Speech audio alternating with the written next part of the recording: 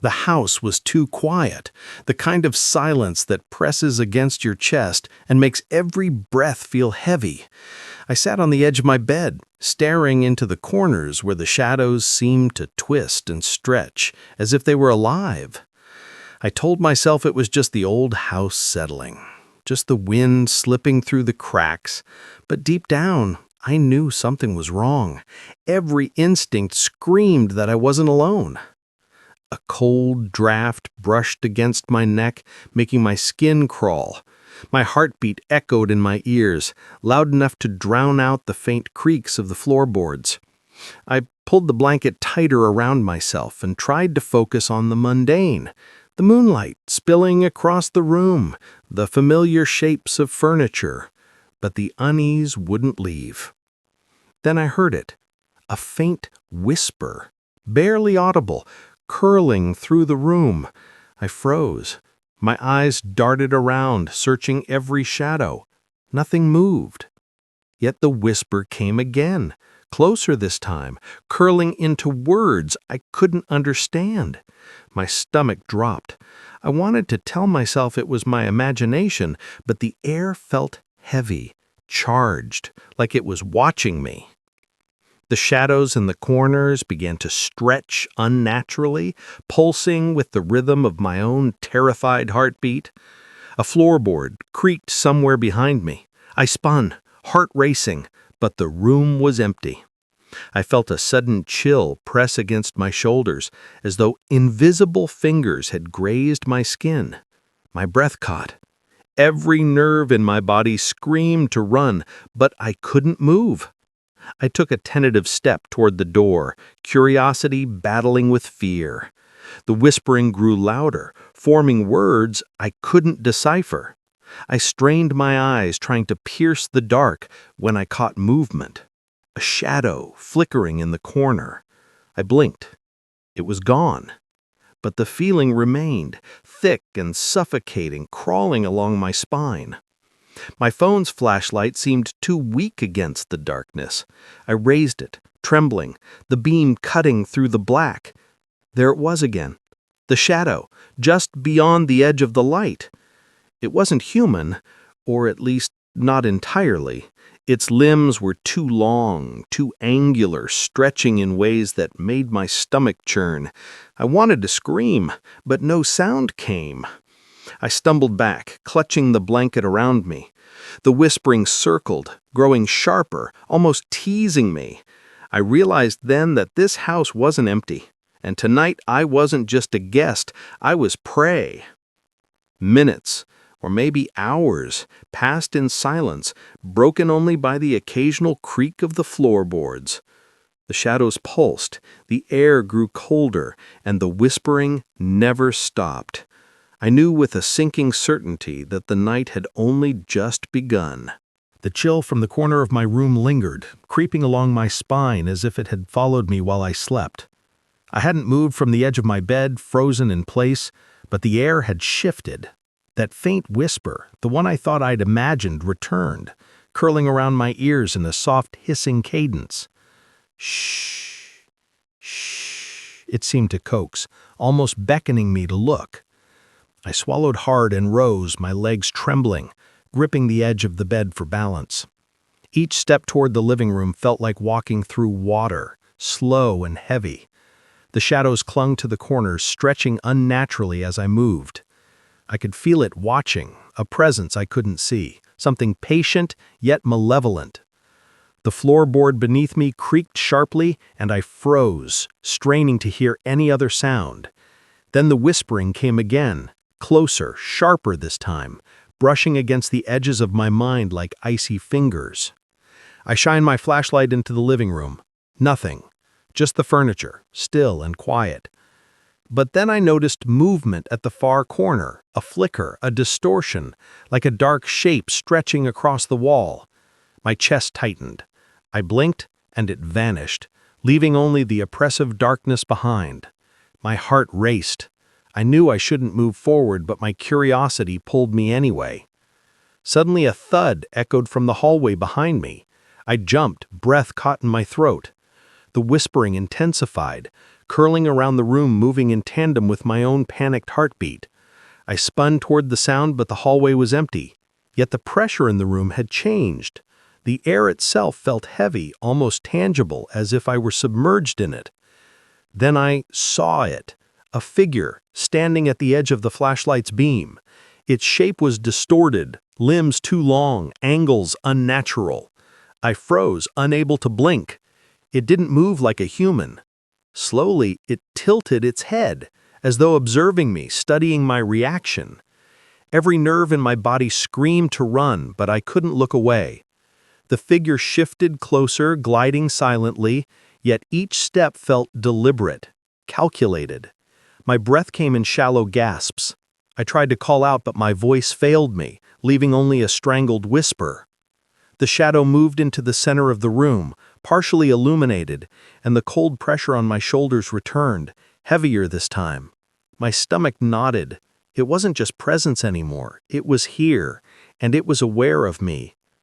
I stumbled backward, gripping the couch for support. The whispering twisted into voices, indistinct but urgent, circling me in every direction. My mind raced, questioning reality. Was this happening, or was I losing control?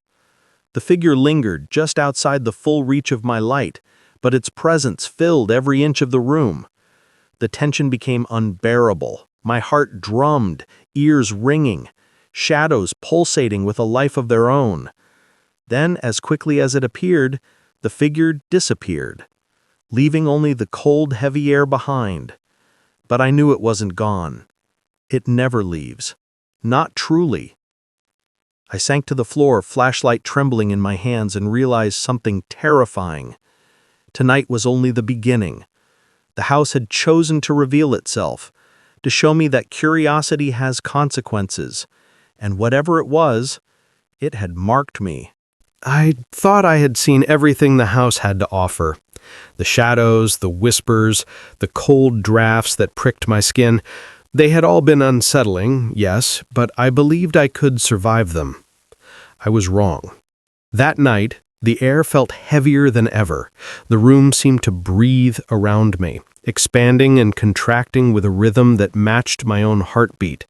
I had convinced myself to stay awake, to face the darkness, but nothing could prepare me for what came next. I was walking slowly toward the living room when a sudden, sharp crash made me stumble. My flashlight swung wildly, cutting across the walls. A chair had toppled over, but not by wind or by me. I was sure of it. The shadows around the room began to writhe, as if alive, shifting and stretching unnaturally. My stomach dropped, adrenaline surging. Then I saw it, the figure. Not in a corner this time, it was closer, more defined. Its distorted limbs moved with terrifying precision, gliding over the floor silently. The head tilted unnaturally, like it was measuring me, calculating. And then it lunged. Not quickly, but deliberately, its movement deliberate and menacing. I froze, unable to scream. My hands gripped the edge of the couch as the figure approached, and I felt an icy pressure pressing against my chest. It was close enough that I could almost see it breathing, though its face remained obscured by shadows. Every instinct in me screamed to run, but my legs refused to obey. Suddenly, the whispers grew louder, layered into multiple voices, circling the room. They weren't random, they were directing, warning, mocking. One phrase broke through clearly, though distorted. "You shouldn't have stayed." My blood ran cold. The figure slammed a hand onto the wall beside me, the force sending a shiver through the floor. Objects around the room rattled violently, pictures falling, the air vibrating with pressure. I wanted to scream, to flee, but I felt trapped, as though the house itself were holding me there, forcing me to watch, forcing me to endure. I stumbled back, barely keeping my balance, and tripped over the rug. My flashlight rolled, casting chaotic beams across the room.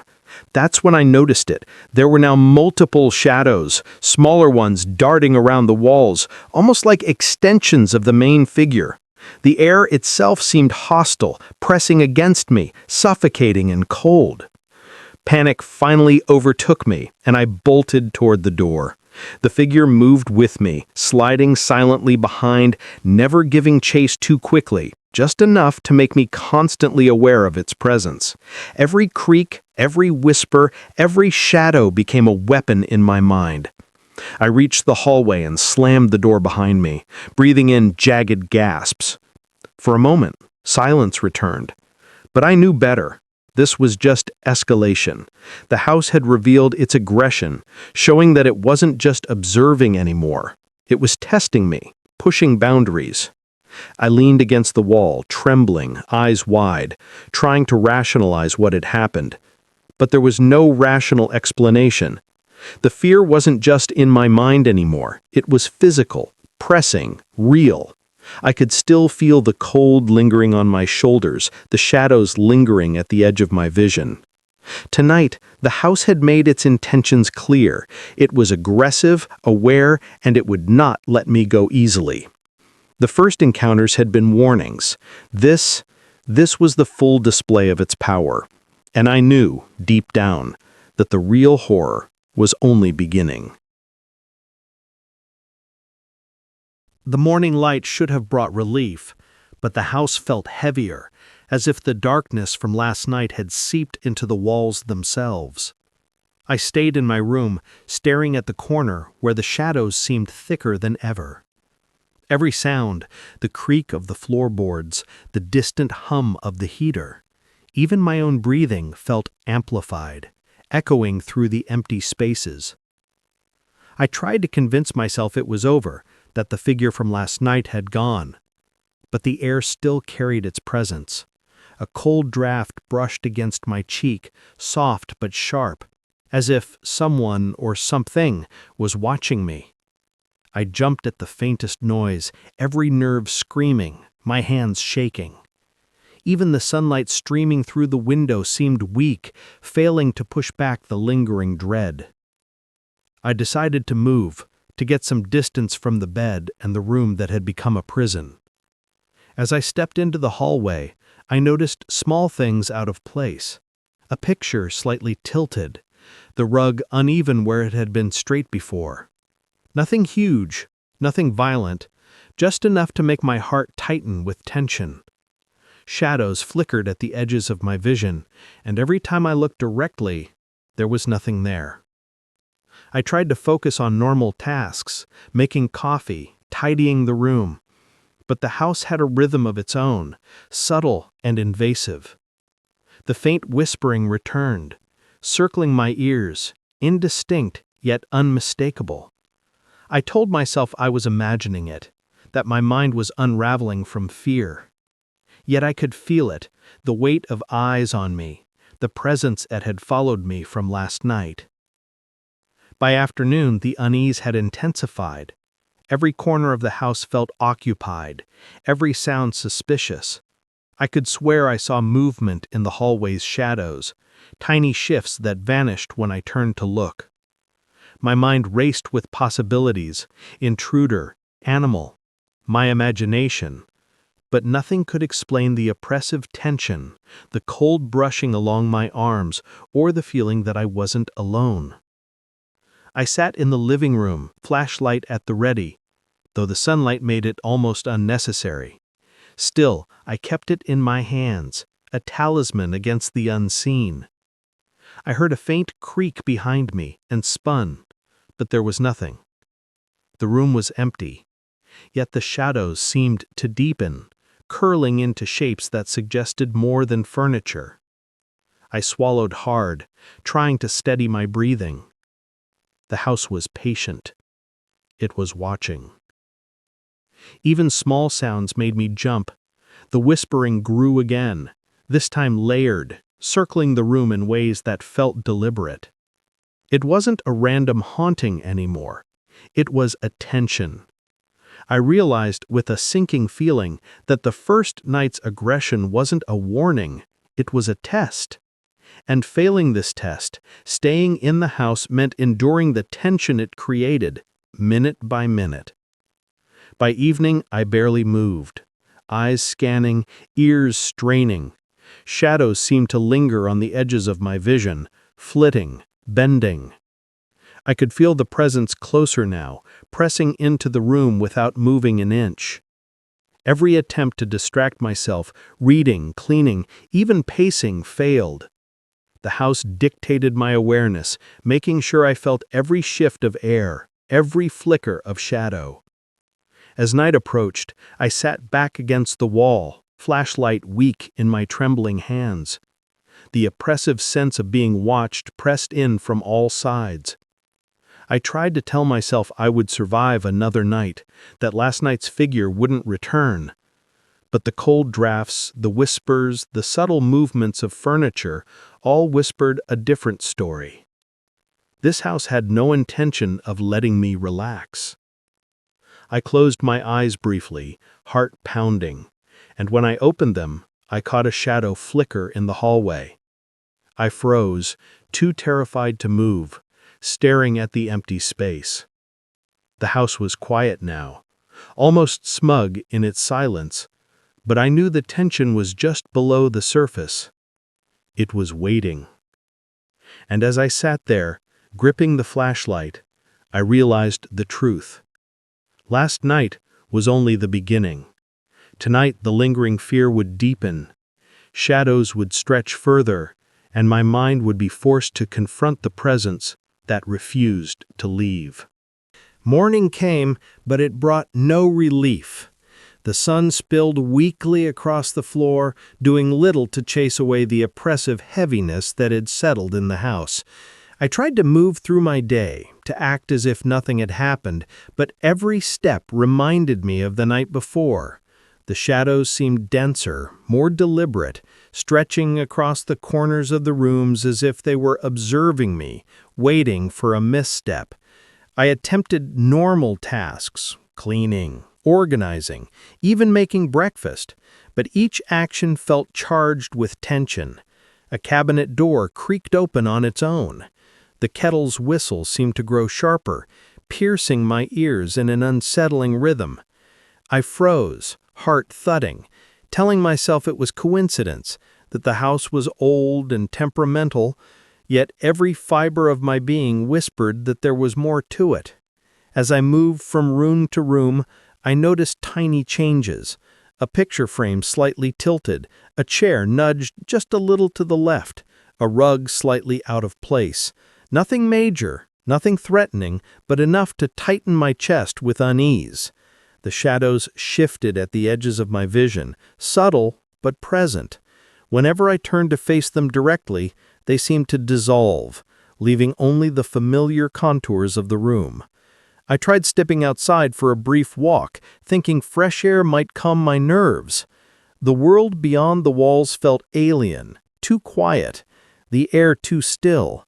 Even outside, I couldn't shake the sensation that the house was behind me, that the oppressive weight of it had seeped into my skin, into my senses. I returned inside, hurried, drawn back to the house's atmosphere, the lingering fear like an invisible hand gripping me. By afternoon, the whispers began again, faint and circling, almost imperceptible but impossible to ignore. They came from every corner, curling around me as I walked, resting, even sitting. I couldn't pinpoint a source. I tried to speak aloud, to call it out, but my voice sounded strange, brittle, swallowed by the heavy air. The house listened, and it responded, not with violence, but with subtle manipulations, a constant reminder that I was not alone. A shadow flitted across the wall behind me. I spun, but nothing was there. My heartbeat raced as I realized I could no longer trust my own eyes. The air felt cold, heavier than it had any right to be. Every step I took seemed to echo unnaturally, each sound amplified in ways that set my nerves on fire. I tried to sit down, to rest, but I couldn't. The house would not allow it. Even mundane activities, making tea, arranging books, wiping surfaces, felt like survival exercises. I found myself pausing constantly, listening for the softest creak, the subtlest whisper. The tension had settled into my bones. I could feel the presence pressing just beyond my vision, patient and calculating. It didn't need to scare me with sudden violence. The suspense alone was enough. By evening, the house seemed almost alive. Shadows shifted in impossible ways, stretching across walls and floors, growing darker when I glanced at them. The whispering layered itself, indistinct words forming and dissolving in seconds. I tried to follow them, tried to understand, but every attempt left me dizzy and unsettled. The house had taken my nerves hostage, and there was no escape. I climbed the stairs slowly, flashlight clutched tightly, readying myself for another night. The shadows stretched long, crawling along the walls like fingers. I could feel the tension building, the anticipation for what was to come. Whatever it was that haunted this house, it had decided I would be awake to witness it, to endure it for as long as it pleased. And as I reached the top of the stairs, I knew this uneasy day was only the prelude. The night would bring more, and the house was far from finished with me. By the next morning, I knew I had to understand the house. I couldn't ignore the lingering presence, the shadows, or the whispers anymore. Something about this place demanded investigation. I grabbed my flashlight and notebook, determined to uncover the house's secrets, though fear tightened around me like a vice. I started in the attic, where dust lay thick over forgotten furniture. The air smelled of decay, old wood, and something I couldn't name, something almost alive. Shadows clung to the rafters, elongating as I moved, but I pressed forward. Each step on the creaking floorboard echoed through the empty space, sounding far too loud in the suffocating silence. Boxes covered in decades of dust sat in disarray.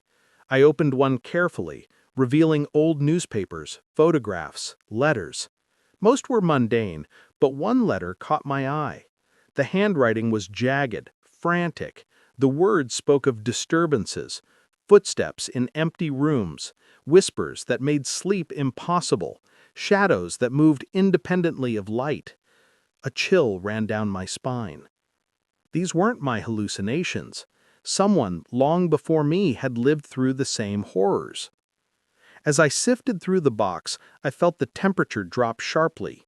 My breath became visible, forming clouds in the stale attic air. The shadows seemed to shift closer, moving at the edges of my vision. I froze, heart racing, flashlight trembling in my hands. Something passed over the beam, an unnatural movement that I could not define. The whispers returned, low and almost coherent, repeating a phrase I could barely make out. "You see now." I backed away from the box, my mind reeling, and climbed down to the hallway.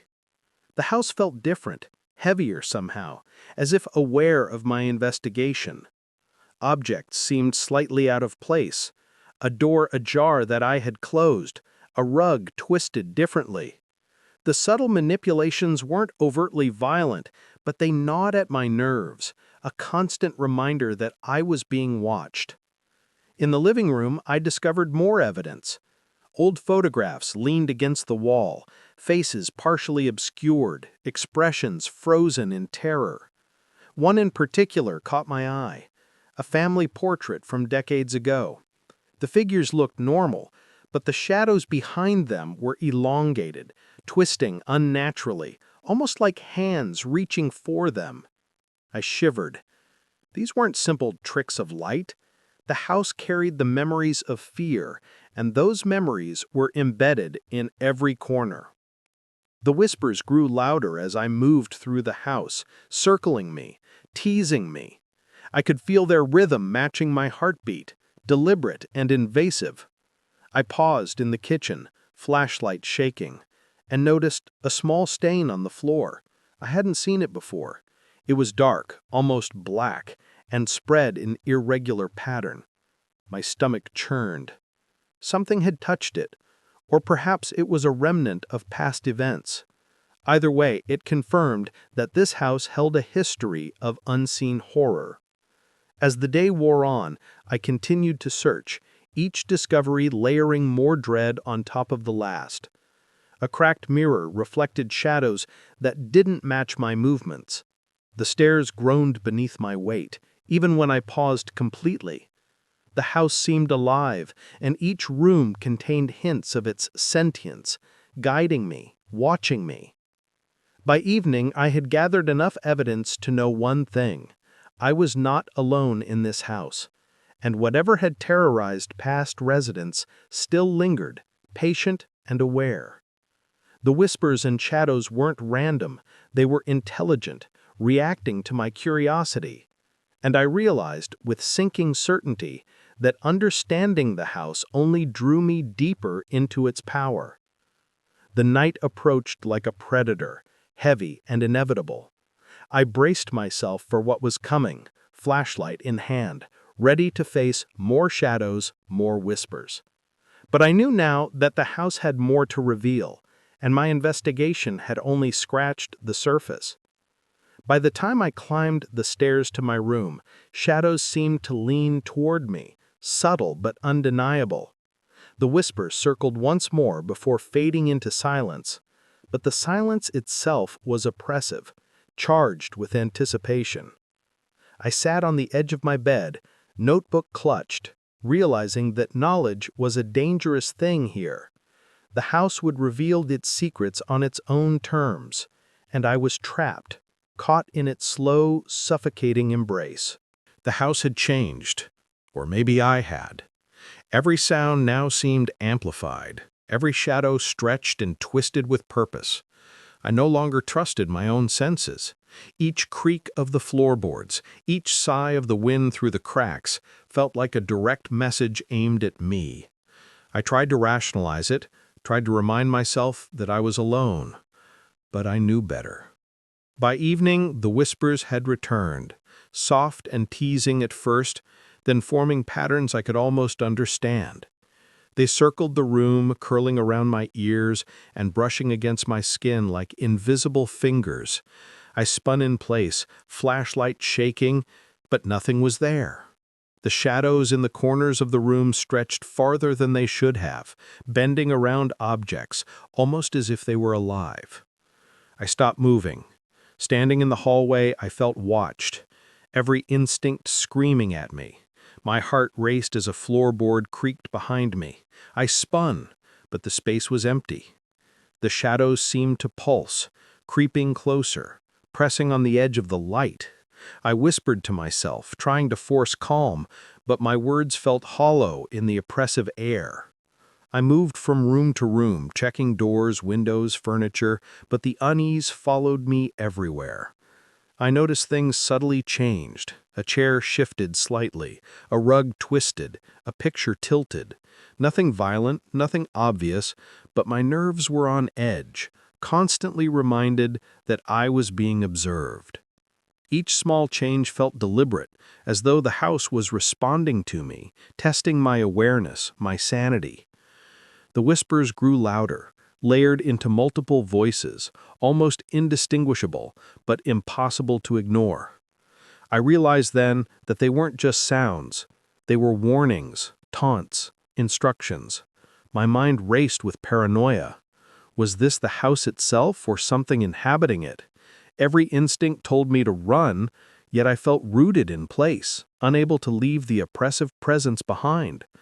I attempted to distract myself, trying mundane tasks, making tea, wiping surfaces, organizing books, but nothing helped. The shadow shifted constantly, at the periphery of my vision, curling, stretching, retreating, then advancing again. The whispers responded to my movements, circling faster when I lingered too long, falling silent when I hesitated. By nightfall, I was exhausted, physically and mentally drained. My flashlight flickered, casting intermittent beams that did little to dispel the darkness. The whispers came again, low and threatening, teasing me, never fully revealing themselves. I felt the air press in from all sides, the house itself seemingly aware of my fear, feeding off it. I tried to sleep, lying on the edge of my bed, flashlight clutched in my trembling hands. Shadows leaned closer in the corners, stretching across walls and floor, pulsing with a life of their own. The whispering circled, soft at first, then urgent, layering into a cacophony of unseen voices. Sleep was impossible. My mind refused to rest under the oppressive weight of the house. Hours dragged by, each second lengthened by the suffocating atmosphere. My eyes darted to every corner, expecting movement, anticipating sound. I realized with sinking dread that the paranoia had become permanent. Even in the calm moments, the house whispered, the shadows lingered, and the feeling of being watched never left. And I knew, deep down, that the nights ahead would be longer, the fear more profound, and the house would continue its patient, deliberate terror. Paranoia wasn't just an emotion here, it was survival. And tonight, as every night before, I had no choice but to endure. The night was thick with anticipation. Every corner of the house seemed to hum with unseen energy, shadows twisting in the dim light of my flashlight. I moved cautiously, each step deliberate, as if the floorboards themselves might betray me. The oppressive feeling from the previous nights had not eased, it had only grown, pressing against my chest and making each breath a labor. As I approached the basement door, I hesitated. The darkness beyond seemed deeper, almost solid. A faint whisper curled from below, soft but unmistakable. "Don't come closer." My heart thudded violently, but a strange curiosity propelled me forward. I gripped the flashlight tighter, shining the beam into the black void. The walls were lined with old shelves and boxes, forgotten relics of previous inhabitants. Shadows stretched unnaturally, pulsing with the rhythm of my own heartbeat. Suddenly, movement flickered at the edge of the light. I froze. Something, or someone, was there, lingering just out of full view. Its presence was oppressive, calculated, aware. My breath caught in my throat. I wanted to run, but my legs refused to obey. Slowly I advanced, the flashlight trembling in my hands. The shadow retreated just beyond the beam, always keeping distance, teasing me, testing me. I descended the basement steps cautiously. The air grew colder, heavier. Every creak, every subtle draft amplified the tension, sending shivers down my spine. The whispers returned, layered, urgent, yet incoherent. They seemed to circle me, wrapping around my senses, feeding my fear, feeding the house's awareness of my movements. At the bottom of the steps, I noticed objects slightly moved. Boxes shifted. A chair angled differently. Nothing dramatic, but deliberate enough to unsettle me. The shadows flickered at the corners of the room, as if alive, stretching and twisting in impossible ways. I swung the flashlight, catching a glimpse of a figure, or perhaps just the imagination, but it vanished the moment I blinked. My pulse raced. The oppressive presence pressed closer, but never fully revealed itself. It was as if the house were toying with me, giving glimpses of danger without fully unleashing it. The whispers escalated, circling, layering, teasing me with partial phrases. "You shouldn't. Stay here." I couldn't make out the full words, but the intent was clear. The entity was aware, patient, and in control. I backed toward the stairs, feeling the tension tighten. The shadows flitted closer, responding to my movements. A sudden creak made me spin, flashlight beam sweeping the room, and I saw it. Just a fleeting glimpse of something humanoid, limbs elongated, face obscured by darkness. It didn't move violently, but the presence was undeniable. My chest tightened as adrenaline surged. I scrambled up the stairs, breath ragged, flashlight swinging wildly. At the top, I turned to look back, but the basement was empty, shadows still moving subtly, whispering softly. The presence had tested me, shown itself just enough to terrify, but not enough to confront fully. I realized the house was toying with me, drawing out my fear, feeding off my awareness, enjoying my vulnerability. As I sat on the edge of my bed, trying to steady my shaking hands, the whispers lingered, fading but never gone. The shadows in the corners of the room pulsed gently, reminding me that I was never truly alone. The almost confrontation left me drained, more fearful, more aware of the house's relentless patience. I understood now. The house didn't need to strike fully to terrify me. Its power lay in control, manipulation, and psychological torment. And tonight, it had demonstrated that patience is more terrifying than violence.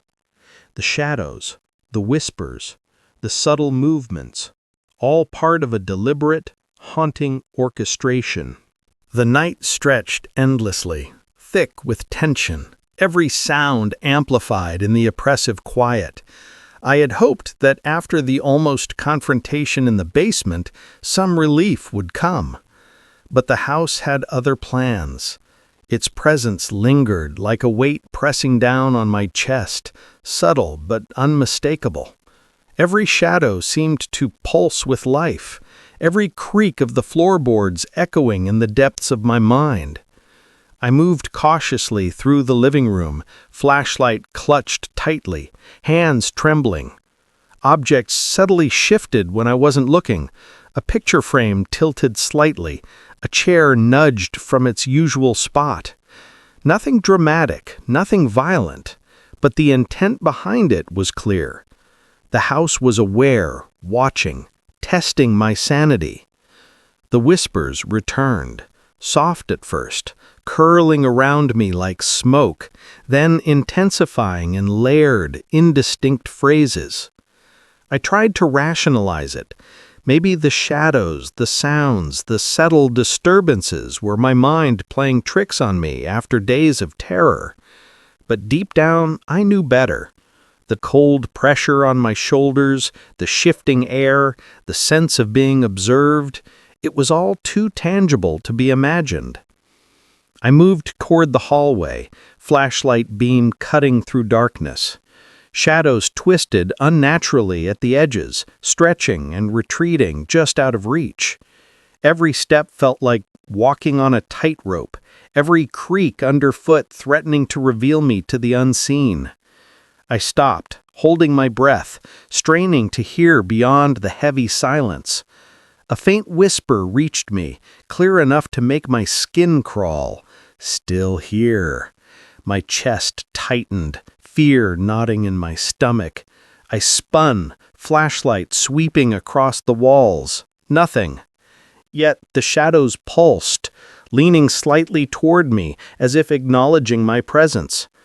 I realized then that the house didn't need to strike violently.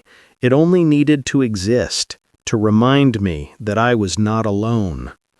I tried to occupy myself, tidying the living room, organizing old papers, anything to distract my mind, but the lingering horror never abated. The shadows shifted slightly with each movement, and the whispers curled around me like invisible tendrils. Even the act of breathing became a conscious effort, my senses hyper-aware of every change in the room. Hours dragged by. The darkness outside deepened, and the house seemed to grow heavier with it. The subtle movements of objects, the stretching shadows, and the faint whispers became a constant rhythm, an unrelenting reminder of the unseen presence. My mind spun with paranoia, each moment stretching longer than the last. By midnight, I could no longer stay in one place. I wandered the rooms, flashlight swinging, eyes scanning for any movement. Every corner held the potential for something to appear, yet nothing fully revealed itself. The house thrived in this state of anticipation, the lingering horror more potent than any sudden scare. I paused at the top of the stairs, feeling the cold draft wrap around me. The whispers crescendoed briefly, then faded, leaving only the heavy silence. I realized that this house was a predator of patience, feeding off my awareness, my dread, my inability to escape its settled terror. Sitting back against the wall, flashlight dimly illuminating the room, I understood the truth. The lingering horror was endless. It wasn't a singular event, it was an omnipresent state, a constant tension that refused to release its grip. The house had marked me, bound me to its rhythm, and there was no way out. And as I lay there, waiting for sleep to come, I knew the shadows would move again, the whispers would return, and the feeling of being watched would persist. The lingering horror had become my companion, a presence as real as the walls themselves. The house was quiet, or at least quiet in a way that made the silence suffocating. After nights filled with whispers, shadows, and fleeting glimpses, I thought I might find some clarity, some end to the tension that had gripped me. But the house had no intention of offering relief. Its presence was subtle, omnipresent, a reminder that the terror never truly ends. I moved slowly through the rooms, flashlight in hand, each beam cutting through darkness that seemed thicker than before. The air felt heavier, pressing against my chest, and every shadow I passed seemed to lean toward me, curling slightly as if in silent greeting. Objects shifted subtly with each step, pictures, chairs, even the rug in the hallway. Nothing dramatic, yet every tiny change made my nerves tighten. I paused in the living room, recalling the first night's aggressive encounter. That memory sent shivers down my spine. That night had been violent, palpable, and almost physical. But now the horror was different. It was patient, lingering, psychological. The house fed off my awareness, my paranoia, my inability to escape the settled terror it inflicted. I sat on the couch, flashlight resting on my knees, trying to make sense of it all. The shadows in the corners pulsed gently, almost imperceptibly, stretching and bending in ways that defied logic. I realized that the house was not just a place, it was a presence, aware and deliberate. It had tested me, played with me, and ultimately it had claimed me in small, insidious ways that I could not escape. The whispers returned, soft at first, curling around my ears like smoke. Then they grew louder, layering into multiple voices, unintelligible but unmistakably deliberate.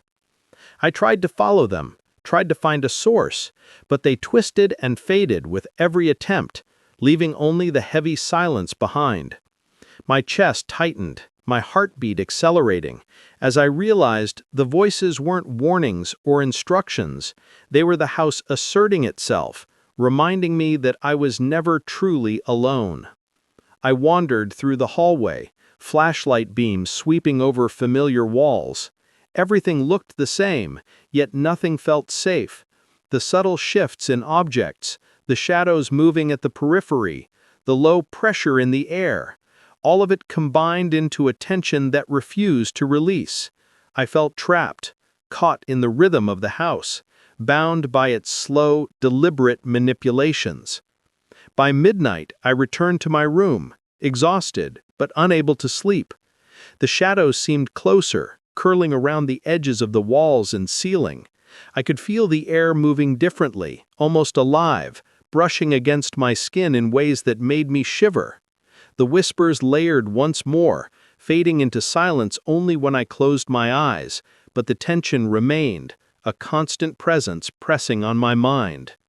I reflected on the past nights, the aggression, the investigation, the paranoia, the fleeting confrontations. Each moment had been a lesson in fear, a demonstration of the house's patient cruelty. There was no sudden attack, no dramatic climax beyond what I had already experienced. The horror was ongoing, subtle, relentless, and psychological. It had taught me that terror did not need violence to be real. It needed control, manipulation, and presence. As I lay back staring at the ceiling, I realized the house had won in ways I hadn't anticipated. It hadn't needed to strike again. Its lingering presence, the whispers, the shadows, the subtle manipulations, they were enough to make me a part of it. I was aware, fearful, and trapped in its rhythm. The horror was no longer in events, but in the constant, oppressive reality of the house itself. The night stretched endlessly. I could hear the faint creak of floorboards, the subtle shift of shadows, the whispers curling around the corners. And I knew, deep down, that leaving was no longer an option, not physically perhaps, but mentally. The house had claimed me, embedding its terror into my mind. Its presence was a constant reminder that some horrors never end, that some fears persist, patient and insidious. Even as the sun began to rise, the oppressive sensation did not fade. The shadows remained, whispering softly, lingering just beyond sight. The house was alive in ways I could not understand, and its influence extended beyond the night, beyond moments of confrontation. It was always there, patient, subtle, relentless. And in that moment I understood fully, the horror of this house was not in the aggression, the shadows, or the whispers alone. It was in the lingering, in the knowledge that it never truly lets go, that fear itself could be eternal, patient, and inescapable. The house had taught me that terror does not always strike violently. It waits. And in waiting, it controls.